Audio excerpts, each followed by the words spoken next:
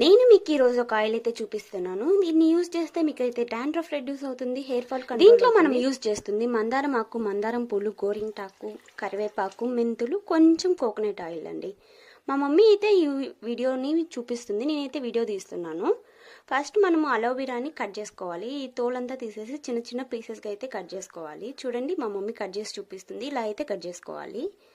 Cut చేసిన తర్వాత ఇలా బురగలు వచ్చిన తర్వాత కొన్ని మెంతులు వేసి ఫ్రై చేసుకోవాలి. తర్వాత సెకండ్ ఇంగ్రీడియంట్ వచ్చి సిమ్లో పెట్టి గోరింటాకు అయితే వేసేయాలి.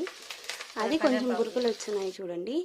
ఇలా ఉన్న తర్వాత అప్పుడే మనం అయితే కరివేపాకు వేయాలి. కరివేపాకు వేసి మళ్ళీ దాన్ని కొంచెం ఫ్రై అవనియాలి.